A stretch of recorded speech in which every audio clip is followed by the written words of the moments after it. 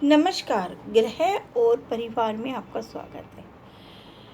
जैसे कि हमने आपको कहा था कि हम आपको बताएँगे कि हमारे जीवन में खेल का क्या महत्व है या खेल हमें क्या शिक्षा देते हैं या इनसे हमारे जीवन पर क्या प्रभाव पड़ता है। तो आज हम इसी के विषय में सांप सीढ़ी और कैरम के बारे में बताएँगे कि पहले हम आपको कैरम के बारे में बताते हैं कि कैरम आपने देखा होगा कि सारा काम स्टैगर का होता है कि किस तरह से स्टैगर चलता है या कौन खिलाड़ी कितना अच्छा है, वह कैसा खेलता है।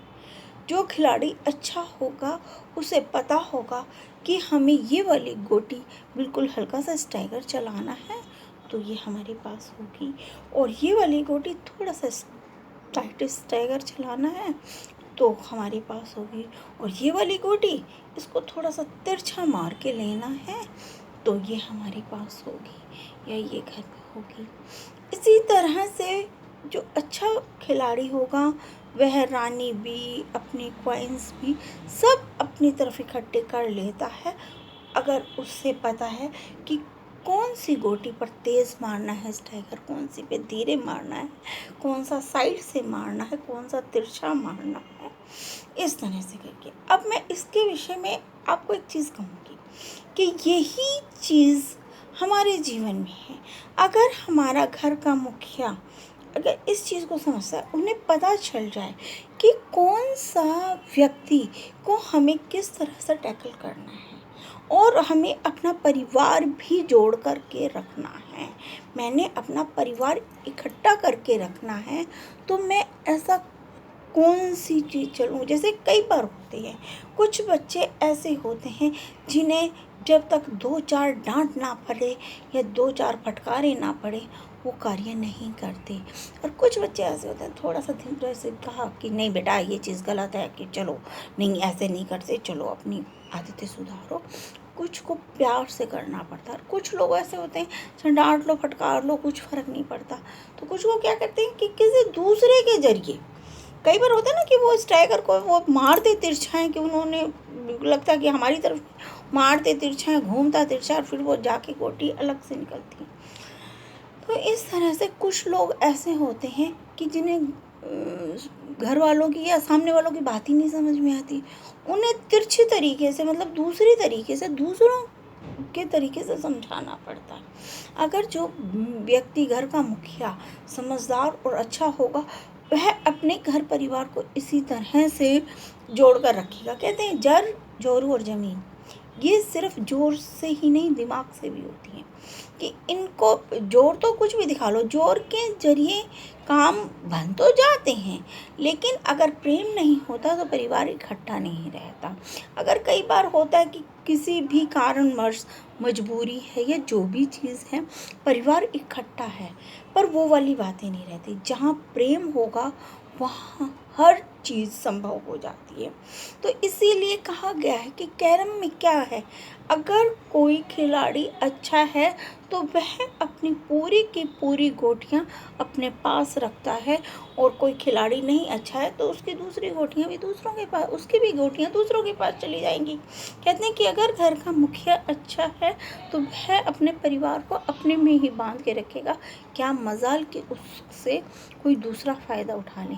कई बार ऐसा होता है कि हमारे अपने ही घर के लोगों को दूसरे हमारे खिलाफ भड़का देते हैं, अपने उसमें कर लेते हैं तो हम हार जाते हैं। इसके कई उदाहरण हैं, वैसे हर कोई जानता है, चाहे रामायण ले लो, महाभारत ले लो, या वैसे आपने आसपास की अपने घर परिवार की भी दुनिया देखोगे तो आपको ये सब कुछ देखने को मिल जाएगा।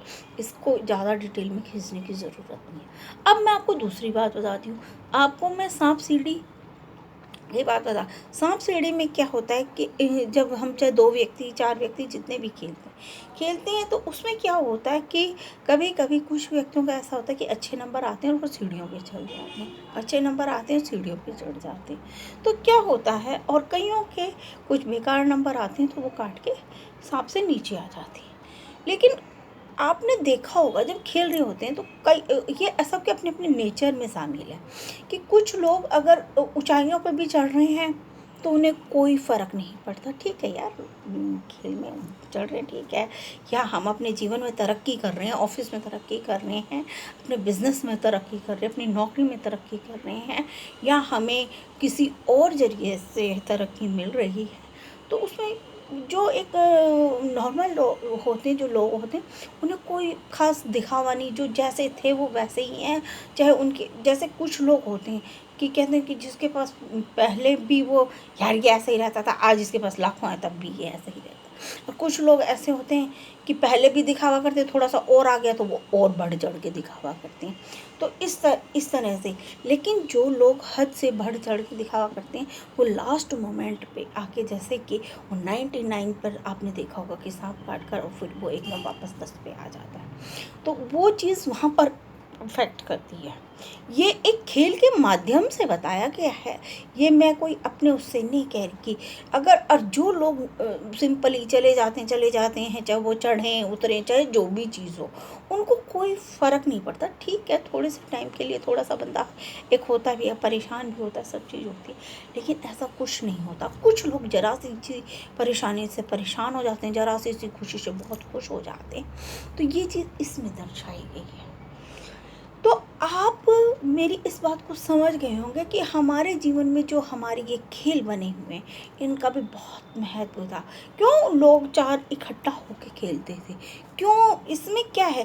क्यों इसमें, पहले के कितने ही गेम देख लो, तकरीबन कहते भाई 4 लोग इकट्ठा होके खेलेंगे, 4 लोग खेलेंगे। ऐसा क्यों?